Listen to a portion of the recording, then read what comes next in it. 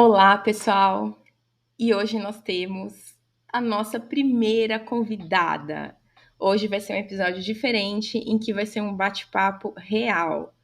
E eu queria apresentar para vocês, para começar esse episódio, ela, que é uma mulher que eu admiro muito.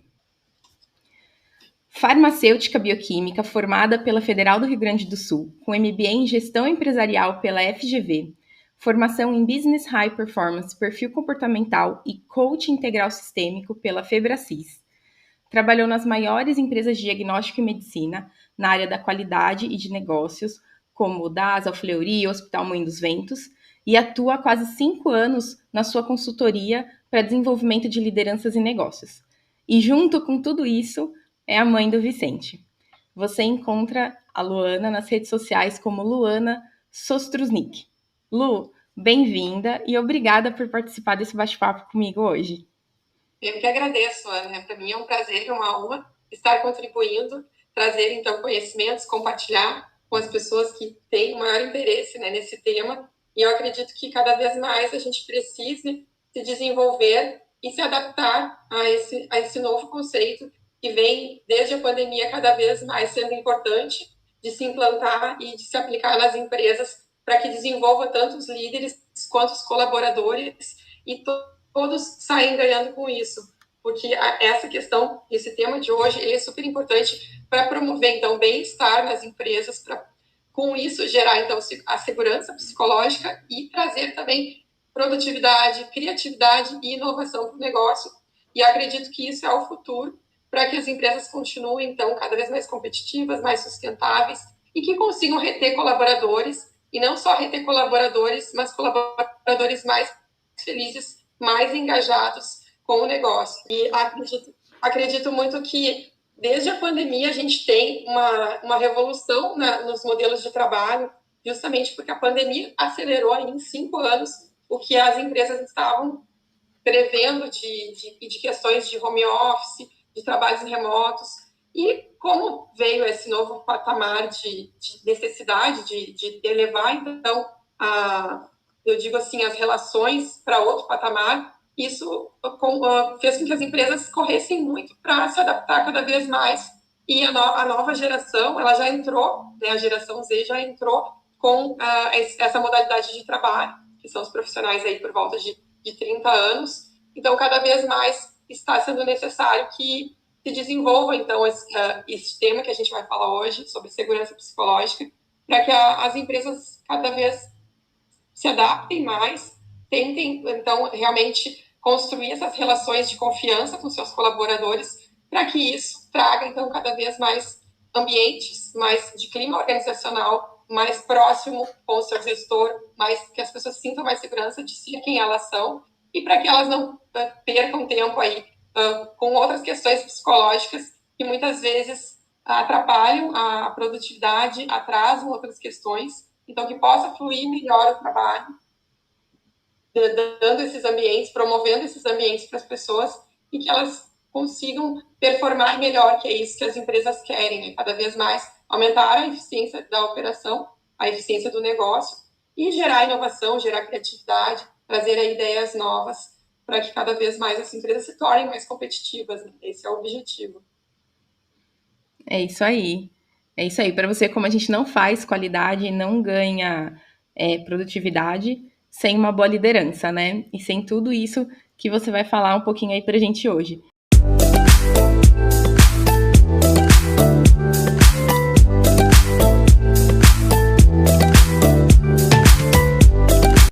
Nada como uma pitada de experiência e propriedade para realçar o sabor dessa nossa conversa. O meu nome é Ana Bandeira e você está num QD, o podcast que fala sobre qualidade com um pouquinho de humor e de leveza. E a palavra escolhida para esse bate-papo de hoje é quartel.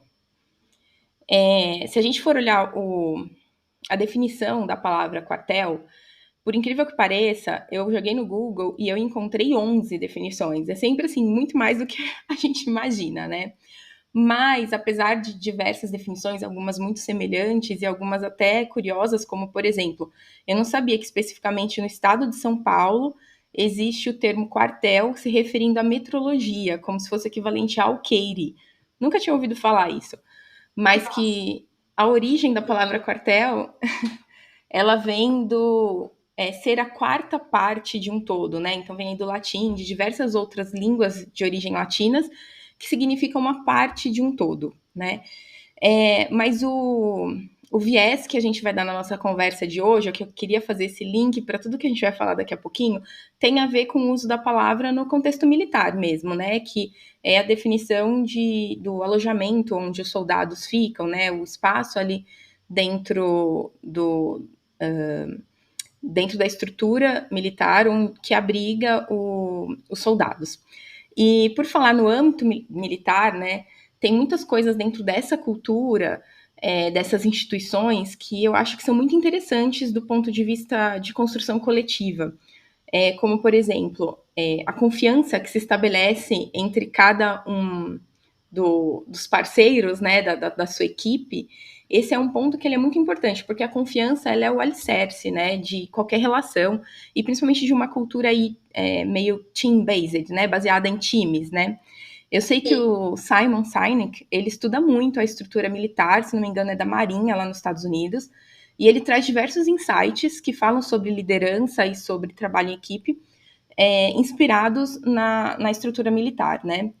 Mas toda vez que eu, particularmente, assim, penso em quartel, vem na minha cabeça automaticamente aquela visão bem estereotipada de filme, sabe? Aquela coisa de quando a pessoa entra no quartel e ela só pode obedecer, aquela coisa muito rígida, muito dura, né? Então você não pode... Né? Exatamente, não pode falar, não pode contestar, e aqueles treinamentos duros, aí acordar muito cedo, né, muito treinamento e uma estrutura hierárquica, assim, muito rígida, né, muitos protocolos, e tudo mais. E é claro que assim, né, Lu, eu não tenho lugar de fala para trazer ou para discorrer nada sobre processos militares, nem como isso acontece lá dentro. O objetivo aqui não é esse, né, a linha de raciocínio em si é que o próprio termo militar ou termos relacionados a isso, eles estão ligados no imaginário popular a esse lugar de rigidez, de autoritarismo, como você falou, né, Lu? Assim, aquela tal frase do manda quem pode, obedece quem tem juízo. Isso. Infelizmente. Que ficou lá no passado e que cada vez mais a gente tenta desmistificar isso, porque isso, ele paralisa talentos. Então, quando tu tem uma certa rigidez, tu fica com medo de errar, com medo de se manifestar, de expressar as suas ideias, seus pontos de vista, defender as suas opiniões. Então, toda essa questão de talentos que poderia aflorar, poderia trazer inovação. E aí, quando eu trago muito a questão de chefe, de líder, eu faço essas diferenças. Então, o chefe, ele quer que as pessoas obedeçam ao que ele está mudando. Então, existem, assim, novos líderes super disruptivos, como Steve Jobs, que falava, né, para que eu preciso contratar pessoas inteligentes se eu tenho que dizer para elas o que elas têm que fazer? Então, ele queria contratar pessoas complementares aos talentos que ele não tinha e muitas vezes melhor que eles, e permitir que essas pessoas falhem, inclusive que essas pessoas possam até criticar alguma ideia. Elas tenham essa liberdade, então, para se expressar. Então, esse termo veio cada vez mais na segurança psicológica, de gerar esses ambientes de segurança para que as pessoas se sintam confiantes para expressar suas ideias e para compartilhar essas experiências assumindo riscos, sem medo de receber crítica, retaliação, constrangimento, de rejeição, né? Então, toda essa questão aí de consequências negativas que pode existir em função de ser um quartel. O quartel, como tu falou, é um ambiente de alta disciplina e de que as pessoas elas têm que, ali, sob uma rigidez, cumprir ordens. Não há muito espaço para inovação. Então, acredito muito que esse sistema possa ter dado certo durante alguns anos, mas a necessidade que a gente tem hoje é de sair da caixa, é de ousar, é de arriscar, é de criar essas relações mais, digamos assim, que eu possa experimentar mais para estimular a inovação e ter um ambiente psicológico de segurança. Ele constrói relações sedimentadas baseadas na confiança em que as pessoas não vão, digamos assim, correr risco de vida de levar alguma advertência ou de ser demitida, ou toda essa preocupação que existe, né, de constrangimento mesmo causado pelo erro, causado pela fala, e tem muitas pessoas que têm medo de falar, dizendo muito sobre o medo de falar é tão grande quanto o medo de morrer, muitas vezes, justamente por causa da crítica, da rejeição que gera, digamos assim, se a pessoa foi criada num ambiente muito rígido, em que ela não tinha voz, ela sofria muitas vezes uma punição, um castigo, uma agressão física ali na hora. Então, assim, realmente essa liberdade de expressão ela vem sendo construída ao longo dos anos, porque antes só era dado voz para quem era líder, não era dado para quem era chefe, nem líder, não era dado voz para as pessoas, e as pessoas tinham muito mais medo de falar antes do que hoje. Então, cada vez mais está sendo desmistificado isso e trazendo ambientes de segurança para que as pessoas possam também contribuir. Isso gera um ambiente de contribuição, de colaboração, eu digo, porque como tu pensas que a empresa ela está aproveitando do teu conhecimento, tu se sente mais reconhecido, mais competente. Então, isso aumenta também aumenta a sensação de pertencimento, que eu sou parte dessa empresa. Então, se a empresa se preocupa comigo e também está me valorizando, eu vou me preocupar também com a empresa. Então, é uma relação de contrapartida. Então, eu acho que isso cada vez mais tem que ser trabalhado e colocado como um benefício para todos, não só para o colaborador, mas para a empresa também, né? Então, todo sai ganhando com isso. Sim, é isso mesmo, né? Então, mesmo como as instituições de saúde como um todo não sendo instituições militares, né? A gente sabe que esse pensamento de obedecer e de autoritarismo, né, manda quem pode, obedece quem tem juízo, permeiam algumas relações, mesmo que não seja a cultura da empresa como um todo, eventualmente a gente se depara com uma outra relação de pessoas que acabam sendo construídas nessa base, né, da rigidez e do medo. E eu acho que tudo que você trouxe, você falou um pouquinho, você já trouxe um pouco a primeira coisa que eu iria te perguntar, Lu, que seria assim, para começar do começo, né? O que é em si segurança psicológica? Você quer complementar um pouco do que você falou? Complementar um pouco. Então, como eu tinha falado em relação à segurança psicológica, ela é uma prática de gerar esse ambiente seguro, então, como eu falei, para que os colaboradores sintam uma relação de confiança entre as equipes, entre os líderes, né? Então, é uma relação que existe uma confiança para expressar ideias, para compartilhar opiniões, para, como eu falei, experiências, sem esse medo da crítica, sem medo de ter vergonha, sem medo de rejeição.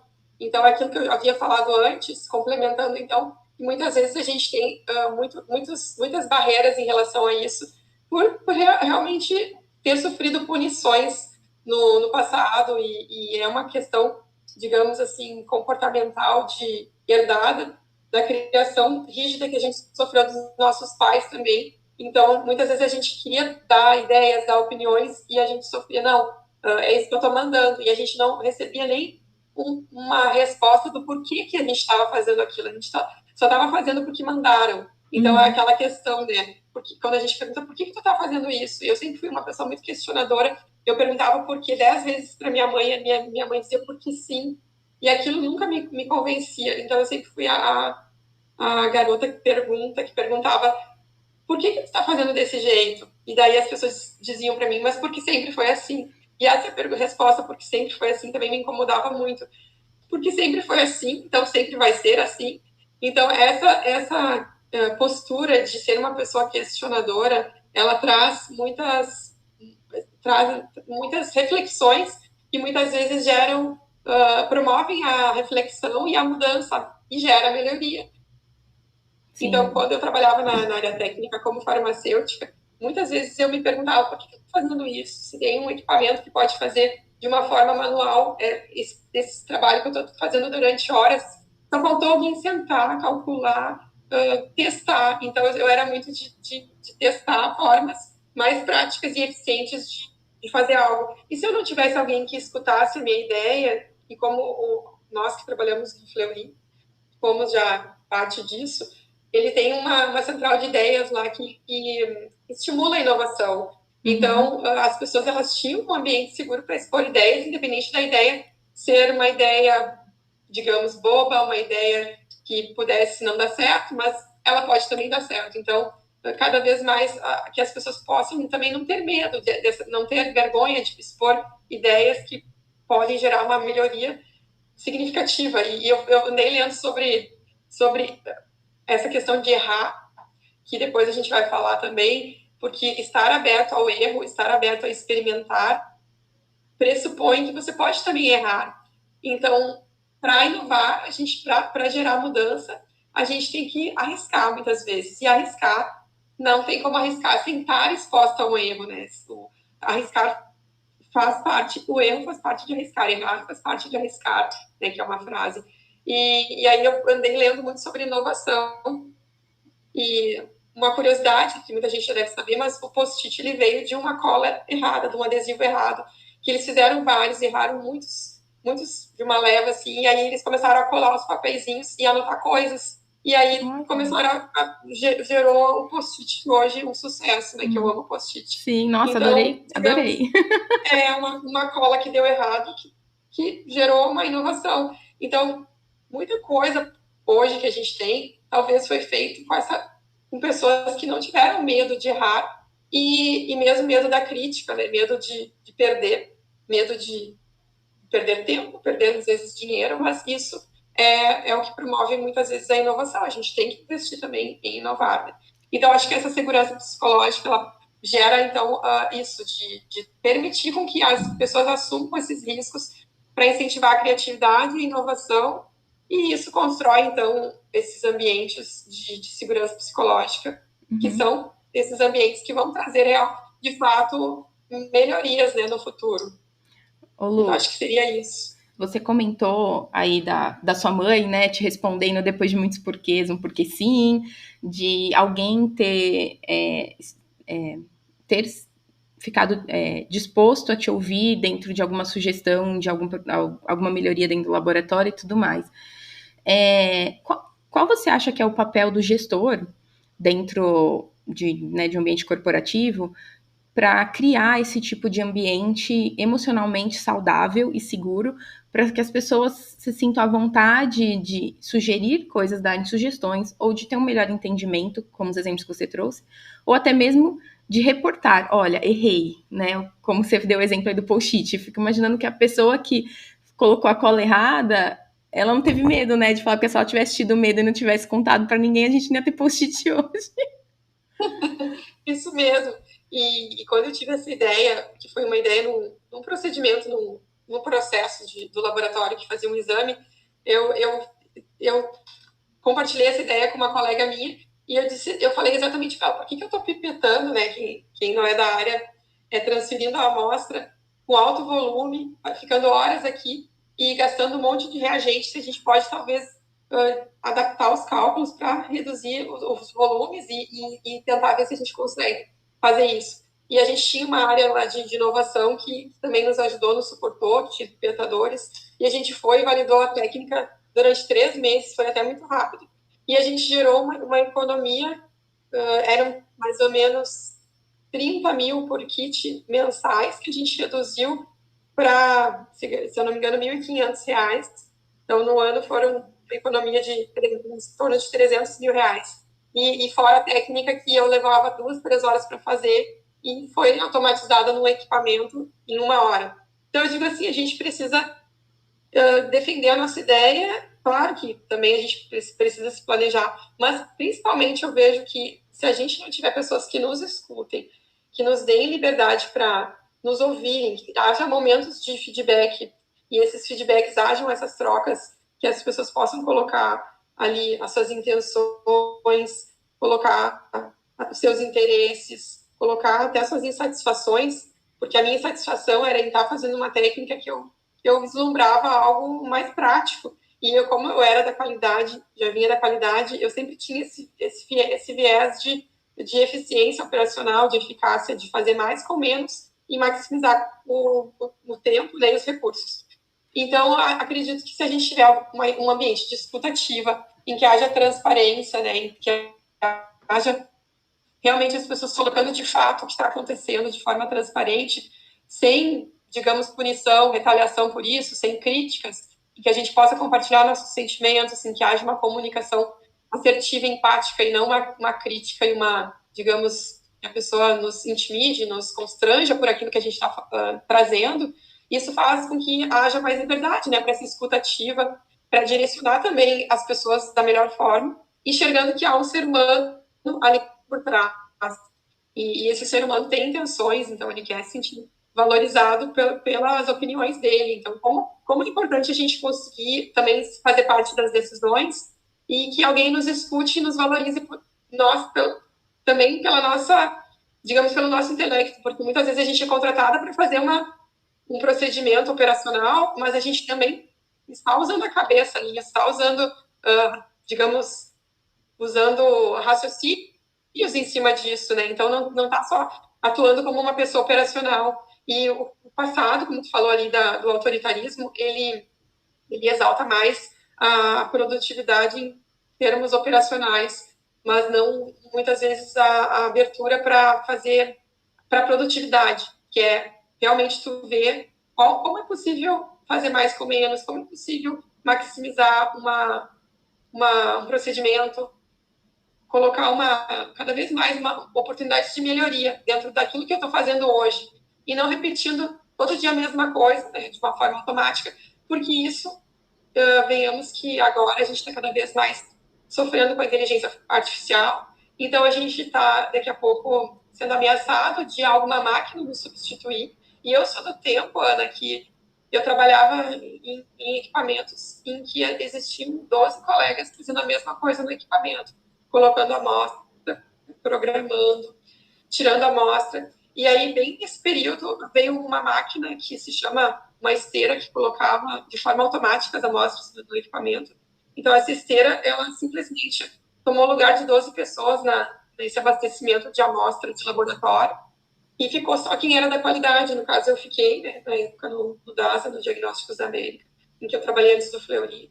E eu acredito, assim, que se a gente puder trazer novas ideias, compartilhar, então, essas oportunidades de melhoria, a gente está trazendo valor para o negócio e não sendo um repetidor de processo que daqui a pouco pode ser substituído por uma máquina.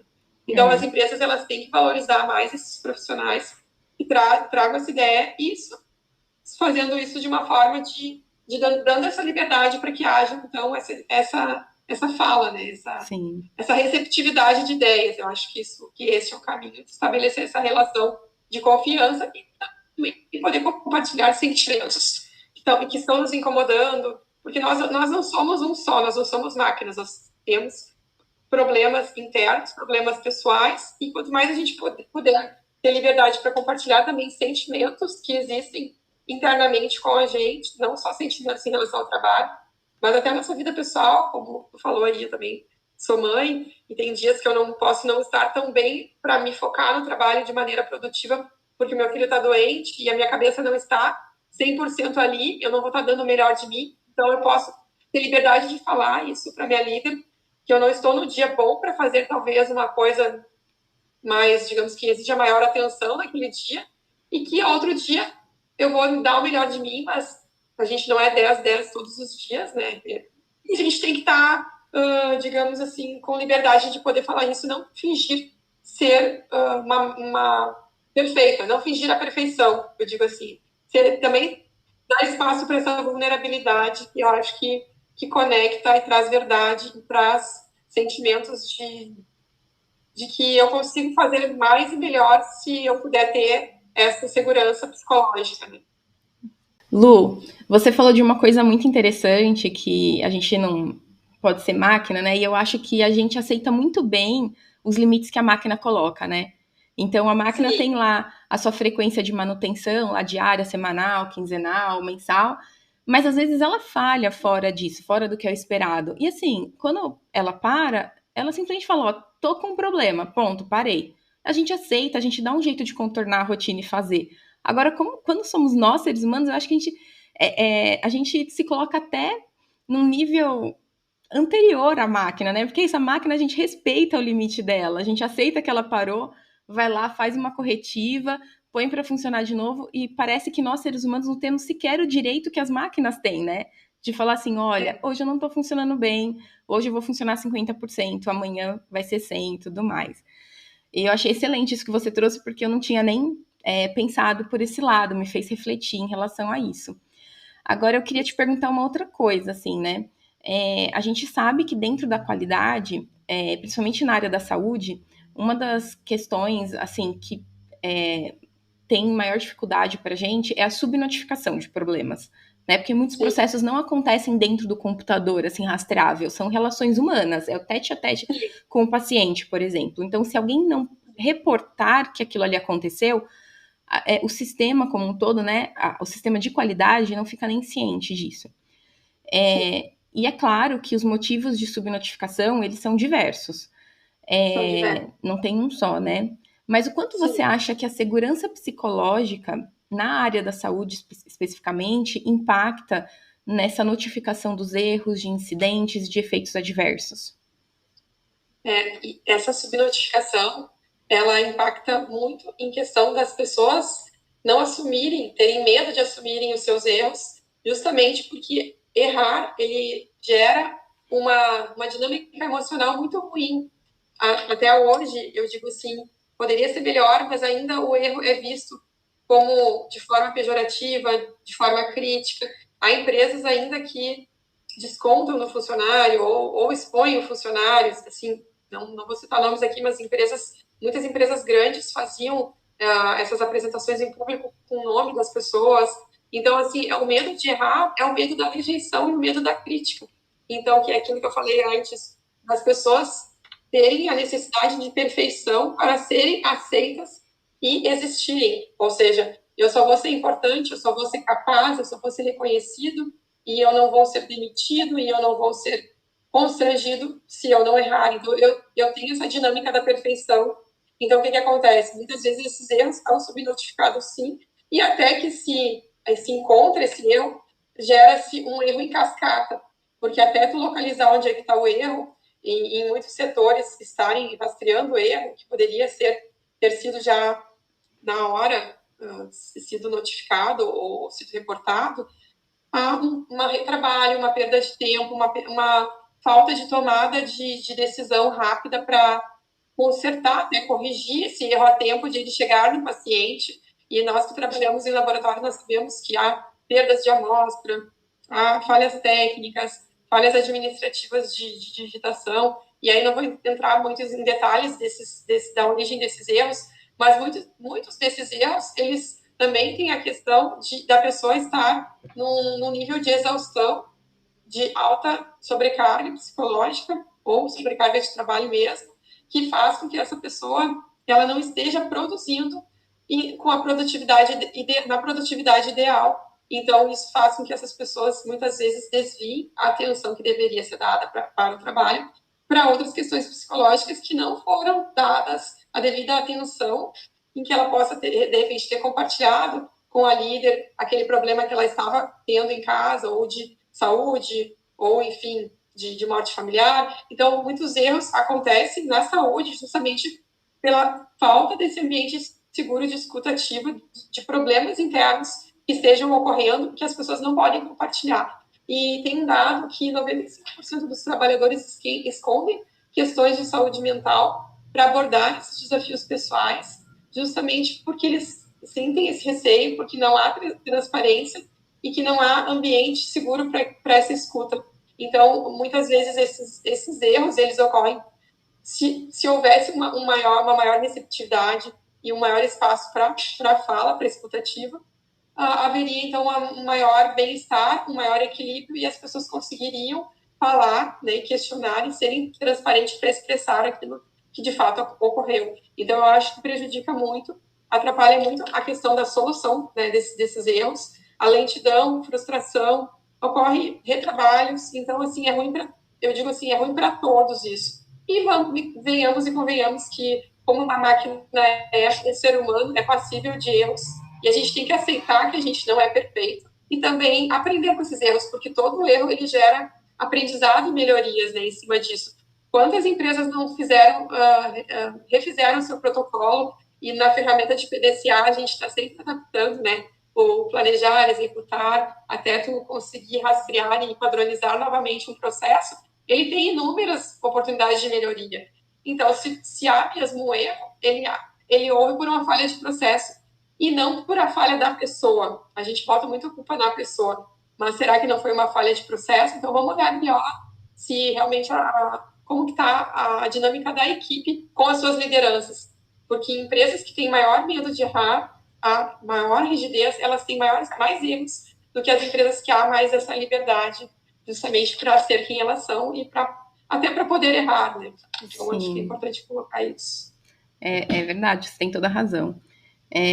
Isso me fez lembrar uma situação que uma vez eu vi um psicólogo apresentando um trabalho dele, né, um resumo, assim, de um acompanhamento que eles estavam fazendo com executivos para monitorar exames laboratoriais e relacionado ao estresse, né? Então, o estresse de você ter que ter tomada de decisões importantes na sua mão. Então, aqueles programas de check-up de executivo, sabe? Então, eles fizeram acompanhamento por um tempo, estavam mostrando os resultados. E eu lembro que eu perguntei para esse psicólogo, né? Eu falei, poxa, você não pensou em tentar reproduzir esse estudo com o pessoal do laboratório? Porque eu acho que a gente ia encontrar resultados semelhantes. A responsabilidade que a gente tem nas nossas mãos, daquilo que a gente está entregando e a importância que tem um resultado laboratorial na jornada do paciente depois, deixa a gente numa situação de estresse muito grande e, como você falou, às vezes uma sobrecarga, e tudo isso vai impactando na saúde desse colaborador que está ali na linha de frente, né, da empresa. Exatamente. Óbvio que não tinha nem passado pela cabeça dele isso, mas eu me lembrei, né, você contando tudo isso, me lembrei dessa situação. E, Lu, todos esses impactos que você falou, eles são todos reais, né? E eu acho que, em termos de processo, eu não vou nem desmembrar todos os impactos, como você, né, trouxe aí, citou alguns, mas especificamente em processo, eu acho que o principal problema é a recorrência do problema, né? É um problema que não se resolve, ele continua e fica patinando. E isso com certeza impacta em produtividade e qualidade não está desassociado de produtividade, né? Então eu queria saber, assim, para a gente fechar, quais são as suas principais recomendações para se criar um ambiente que favoreça essa produtividade? Então, como eu havia falado antes, então a gente tem que promover espaço para que haja esses momentos de escuta ativa, para que as pessoas não pensem que elas estão assim numa certa zona de risco, porque às vezes as pessoas elas estão bloqueadas muitas vezes para falar o que elas querem, então elas ficam num alto nível de tensão, essa questão aí de poder de decisão, de estar toda hora tendo que tomar decisões importantes, isso eleva os níveis de estresse, justamente pela incerteza, pela insegurança de estar fazendo algo que está impactando, né, tem uma alta relevância cada decisão. Então, é claro que a saúde mental pode ser prejudicada. Então, tem que se olhar para o bem-estar também e o equilíbrio de vida dos colaboradores. Então, cada vez mais promover esse espaço de escuta, de equilíbrio de vida, de bem-estar, vai potencializar os talentos e vai fazer com que essas pessoas queiram ficar na empresa. E acho que cada vez mais as empresas estão promovendo ambientes de descontração, ambientes de pausa, ambientes para a saúde mental, tanto de convênios com a academia, meditação, para espaço também para tratamentos, para terapias e escuta de psicólogos. Então, que haja treinamentos para os líderes, para que os líderes estejam preparados para conduzir essas pessoas em situações em que as pessoas tragam problemas pessoais também, para que seja encaminhado de uma forma essas tensões e que se alivie essas tensões. Então, deve haver uma transparência também para falar assim, de sentimentos, como eu falei antes, que a nossa vida pessoal, muitas vezes, ela não está, a maior parte do tempo, ela está interligada com a vida profissional, e isso, na pandemia, ficou muito claro, né, em que as pessoas tinham que fazer o home office e lidar com as suas questões pessoais. Então, eu tenho que, a todo momento, estar agindo de uma forma transparente e eu poder falar para o meu chefe que eu estou com um problema pessoal, que eu estou enfrentando um desafio muito grande também, para que eu consiga ressignificar essas relações e enxergar um ser humano além de uma máquina, além daquele uma pessoa que está ali contratada para me trazer resultado. Porque quando a gente cuida das pessoas, as pessoas cuidam dos resultados, as pessoas cuidam do trabalho. Elas sentem aquela relação de parceria, de equilíbrio. Então, eu sei que o meu meu chefe, meu líder, ele está preocupado com o meu sucesso a longo prazo e me trazer benefícios. Então, em contrapartida, eu também quero trazer benefícios para a empresa e eu também vou agir nesse formato de parceria, dando importância para o negócio. Então, eu vejo muito essa relação aí de equilíbrio e sustentabilidade, de promover esses ambientes em que haja satisfação para os colaboradores, para que eles consigam produzir mais. Porque qual é o objetivo final disso tudo, quando a gente fala em segurança psicológica? É fazer com que as pessoas se engajem mais, se comprometam mais e sejam mais motivadas, com maior energia, trazer aí um protagonismo e uma autonomia.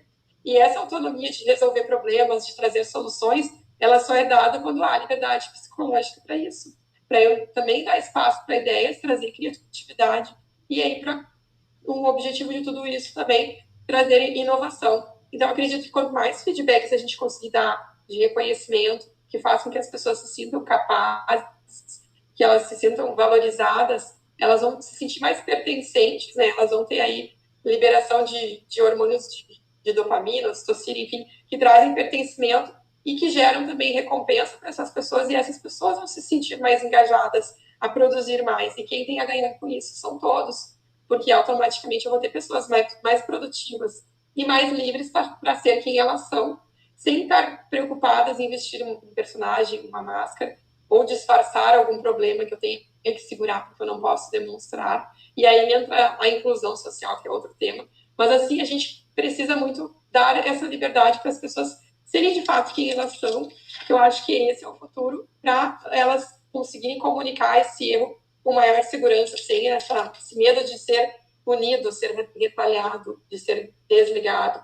Enfim, então acho que tudo isso para não promover também, como tu falou, a recorrência dos erros, porque uma vez que eu mantenho o mesmo ambiente rígido e que não haja essa liberdade, mais pessoas vão ter também, digamos, vão se reprimir a realmente ter a liberdade de falar aquilo que aconteceu de fato, né? E a gente aproveita tanto das pessoas quando a gente abre esse ambiente para escuta, e a gente sabe, às vezes, exatamente o que levou aquele erro, porque aí a pessoa vai lá e conta. Não, e quando tu vai fazer lá para trás os porquês, né? Vai investigar de fato as causas, o porquê pode ser até uma exaustão, uma sobrecarga, uma falta de funcionário. Tu vai ver que o problema não é aquele erro pontual ali, é lá atrás o erro. Então a gente tem que abrir espaço sim para investigar essas causas e trazer aí cada vez mais espaço para trazer oportunidades de melhoria. Acho que é isso. Lu, só tenho a agradecer mesmo, de novo. Obrigada de coração por tudo, por essa aula imensa que você deu aqui pra gente. Tá convidada para voltar mais vezes quando você quiser, tá?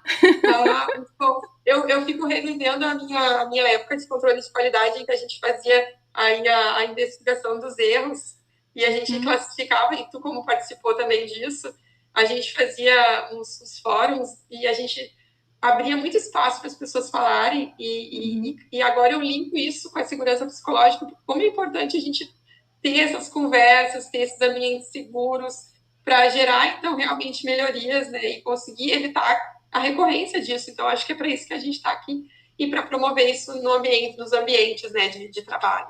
Achei super importante trazer isso para a qualidade e é um tema muito relevante mesmo a ser aí cada vez mais aprofundado pelas empresas. Obrigada, Lu. Gratidão.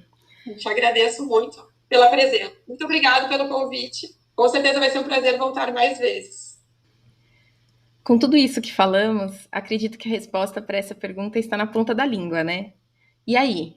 Qualidade é só obedecer? Não, né? Qualidade é monitorar, identificar erros, analisar causas, propor soluções, testar, cocriar e tudo isso de novo e de novo e de novo. E não tem como fazer tudo isso sem ouvir as partes interessadas. O cliente é uma parte interessada, o fornecedor é, a fonte pagadora é, e os colaboradores também. Esse foi um quê de quartel. Como você pode contribuir? Primeiro, curtindo e compartilhando, claro. Segundo, conecta com o Instagram Q de Qualidade. Esse será o nosso canal, onde a gente vai poder conversar e trocar algumas figurinhas. Além disso, você pode me enviar suas dúvidas, os seus elogios, as reclamações. Falei alguma besteira? Manda lá que eu corrijo. Você encontrou alguma palavra com a letra Q e quer me desafiar? Manda lá no Instagram para mim. Eu aceito o desafio de conectar qualquer palavra começada com a letra Q com alguma ferramenta ou conceito da qualidade. Try me!